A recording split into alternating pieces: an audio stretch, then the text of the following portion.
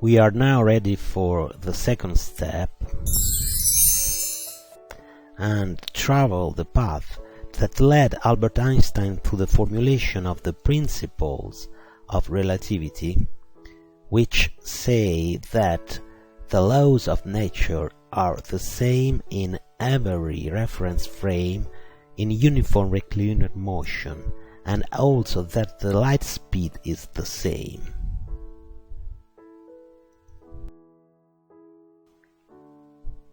A quick recap of the previous class first.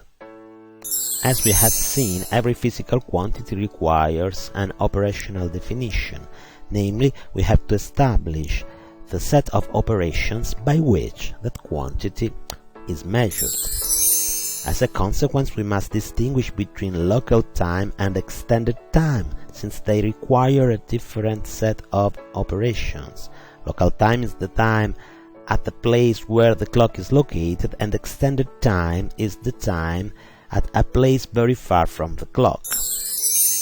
This means that non-local simultaneity must be operationally defined. It is not a primitive idea like local simultaneity. And since our measure of time requires a measure of space, time is mixed up with space.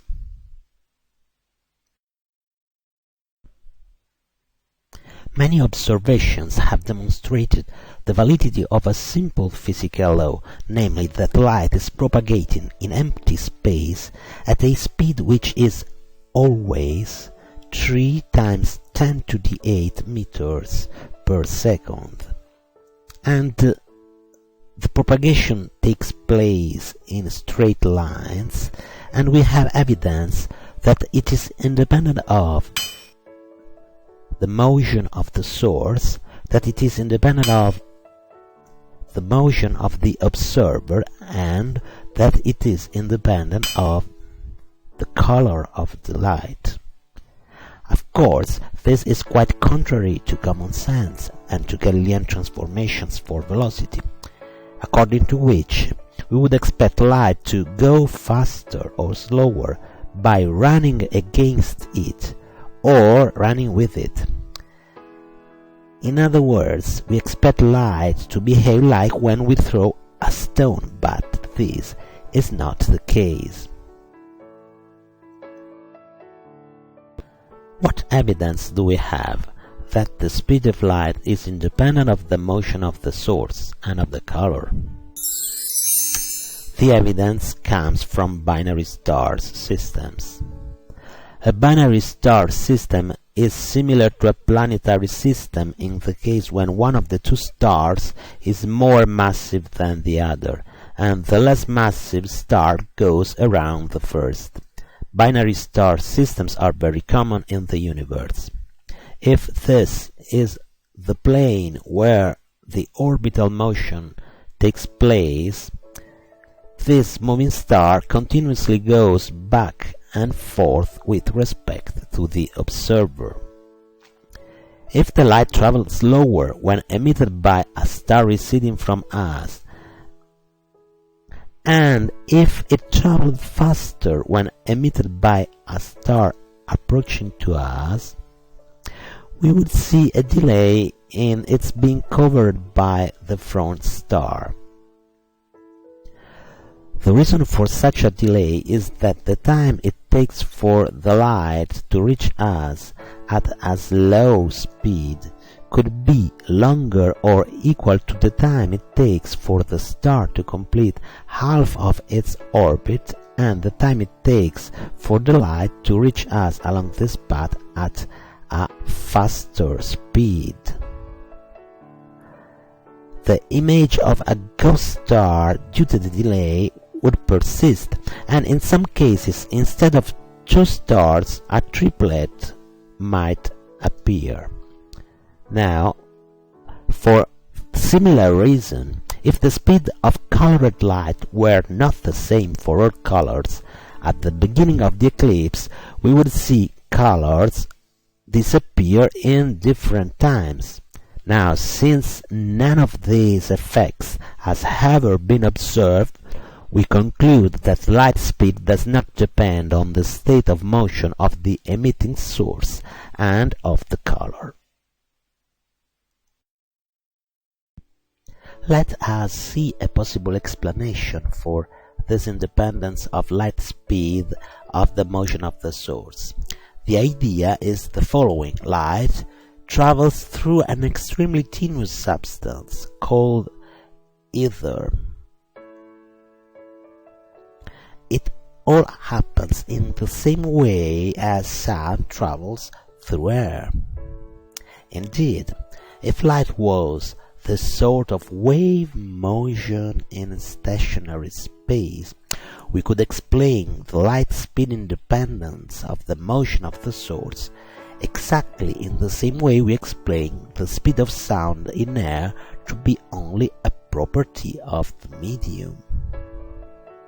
But if this explanation really applies, we would be able to detect an observer's motion through ether. For instance, if this is the Earth's orbital motion, we would experience an ether wind against us. In 1887, for the first time, two physicists, Michelson and Morley, devised an historical experiment, and their idea was to test whether it was possible to attach a reference frame to space itself and measure our motion with respect to this absolute fixed framework at rest with respect to ether. They wanted to detect the ether wind. What evidence do we have that the speed of light is independent not only of the motion of the source, but also of the motion of the observer?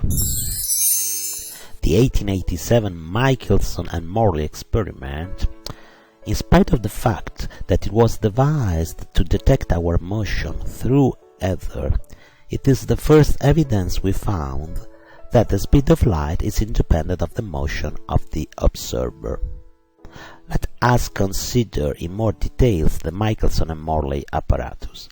This is the direction of the Earth's orbital motion. The Earth is moving this way, so that we experience an ether wind against us. We have a light source over here, a semi-transparent mirror A over here, two normal mirrors B and C at the same distance with respect to A, but one along the Earth's orbital motion direction and one perpendicular to it. Now, when the light ray hits the semi-transparent mirror A, half of the light is reflected in direction of B. Here it is reflected back towards A and it passes it. Of course, part of the light is reflected, but we are not interested in it, and it reaches this point over here. The second half of the light passes through the semi-transparent mirror, is reflected back by the mirror in C, is reflected again by the mirror in A. We have part of the light out here, but we are not interested in it, and we have an overlapping of the two rays in this place here, where an interference pattern is created. An interference pattern is the physical phenomenon that takes place when two waves, like these two light rays, overlaps. If the paths the two rays have passed are of the same length, and this is what happens when the apparatus is standing still, you have a simple overlapping of the intensities. A crest is against a crest, a trough is against a trough, and you have a higher amplitude wave like the one over here. But it can be proven that when this apparatus is in motion along the Earth's orbital path, this AB path takes slightly longer time than this AC path. Let us see in more details what happens. This is the real path along AB. As you can see, the beam mirror is receding from the path, and this is the actual path of the half of the initial light ray that hits the mirror in C, which has moved in the direction of the Earth's orbital motion, and here we have the overlapping. Now, since the two paths have different lengths, an interference pattern over here is expected, and if we shift the whole apparatus with a 19-degree rotation, we would expect a change in the interference pattern, because in this case it is the AC path that is longer than the AB part of the path.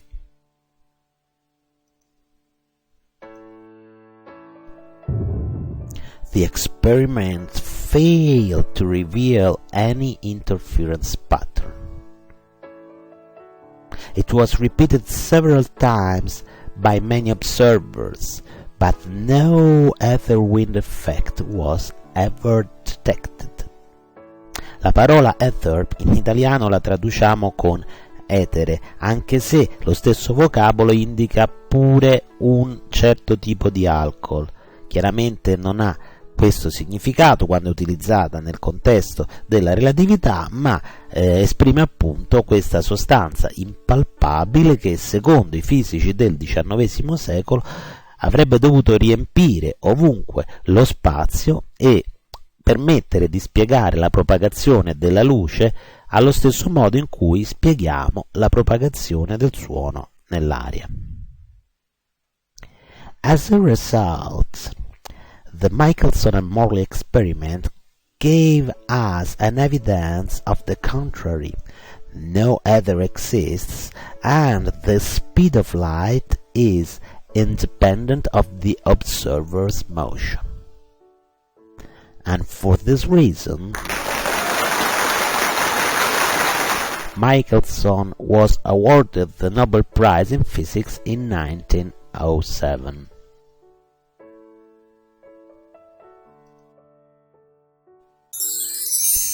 What were Einstein's considerations on Michelson's negative result?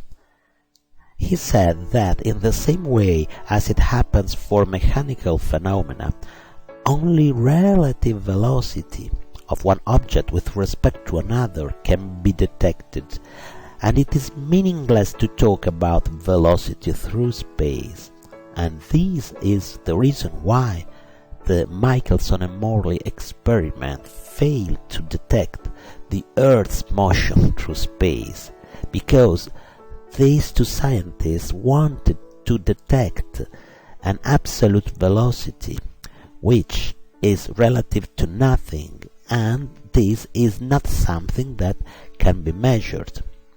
Let us read the Galileo relativity principle.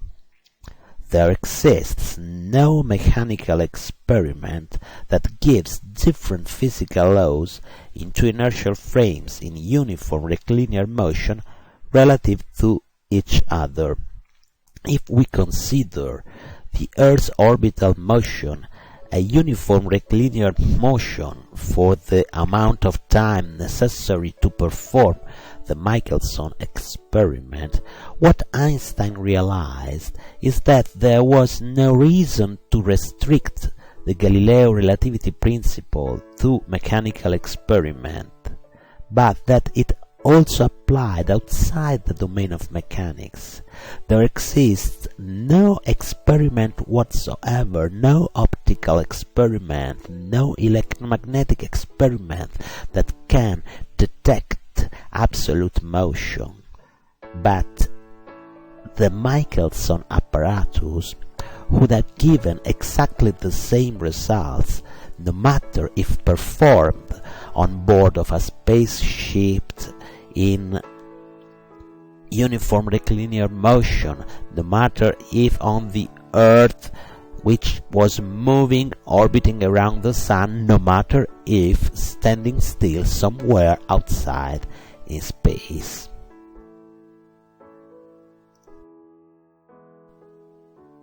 Einstein had two important arguments that spoke in favor of the relativity principle outside the domain of mechanics. Let's see the first argument.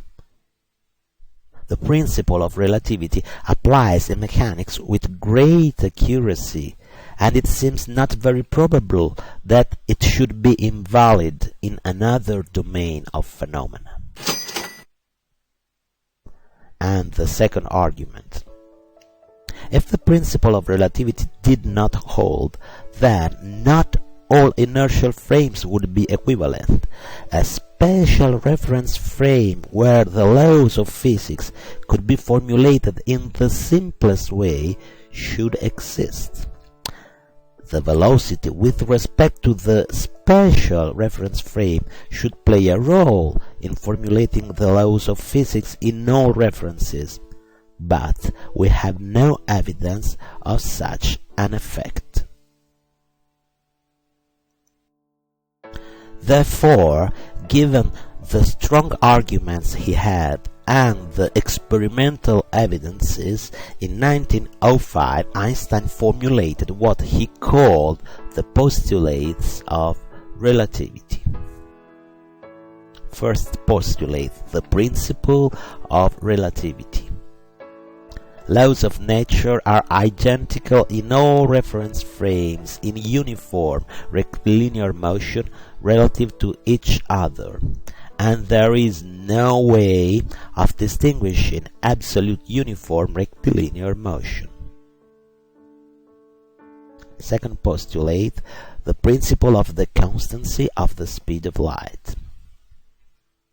The speed of light in empty space has always the same value c, independent of the motion of the source or of the receiver.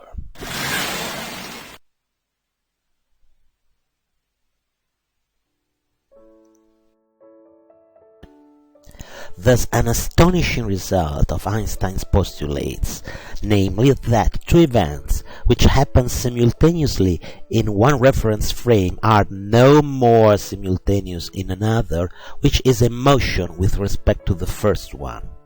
To illustrate, let's consider a reference frame S and the midpoint M of a segment AB.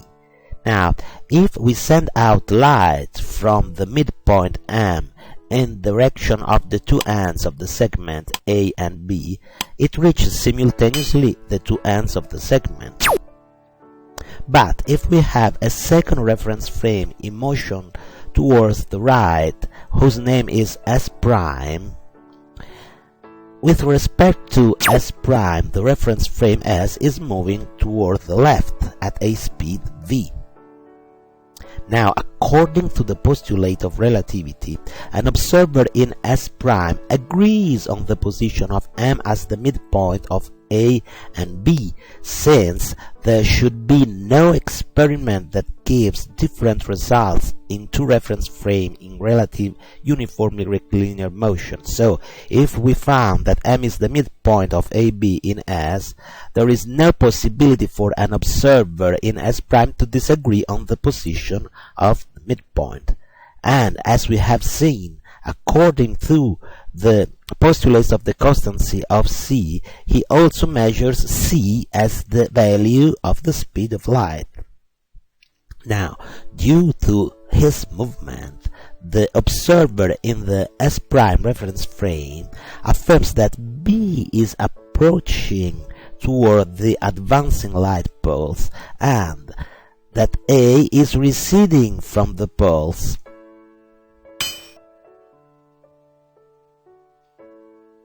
As a result, since the light speed is the same in both frames, the experimenter in S' affirms that the signal does not arrive simultaneously at B and A, but that it reaches B first.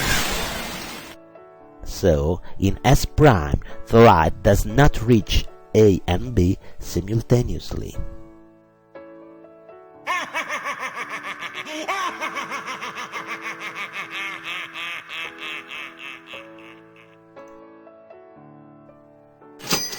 Thus, the theory of relativity entails that simultaneity is subjective.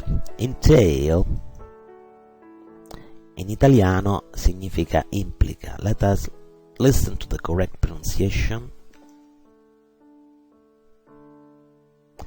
Now, this is definitely not the case. Let us read a quotation from a book for the popularization of science, the Abc of Relativity, published in 1925 by the famous mathematician Bertrand Russell, Nobel laureate in literature. Some people think that relativity supports Kant's view that space and time are subjective and are forms of intuition. I think such people have been misled by the way in which writers on relativity speak of the observer. It is natural to suppose that the observer is a human being, or at least a mind, but it is just as likely to be a photographic plate or a clock.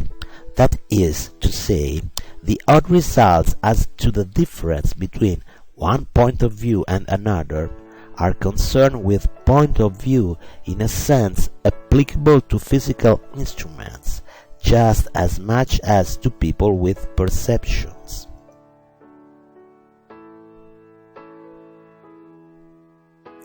The subjectivity concerned in the theory of relativity is a physical subjectivity, which would exist equally if there were no such things as minds or senses in the world.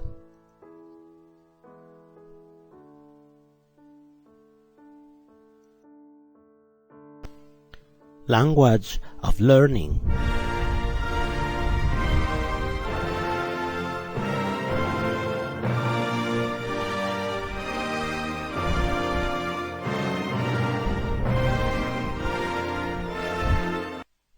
You demonstrate a physical law by means of experimental evidences, but you prove a theorem by means of reasoning. Quindi in italiano il nostro dimostrare un teorema is to prove a theorem, and to demonstrate è riservato a provare con esperimenti. Experiments have demonstrated that the theory of relativity is true, but Lorentz proved the validity of his transformations for velocity. A physical law is valid, holds, applies. Galilean transformations hold in mechanics, or are valid in mechanics, or applies in mechanics. You say at rest with respect to. An observer at rest with respect to S'. You say to detect a physical effect. Michelson didn't detect the effect of an ether wind. Some more language of learning. You say to travel along a path, or to travel a distance. Light travels along the path AB, or light travels the distance AB. You say as a result, che in italiano significa di conseguenza, oppure in conseguenza di. As a result, Michelson concluded that light was independent of the motion of the observer. You say inertial frame, il nostro sistema di riferimento inerziale. A reference frame where a body at rest remains at rest unless it interacts is called an inertial frame. And you say to make comparisons between. Let us see in which way we can make comparison between two frames of reference.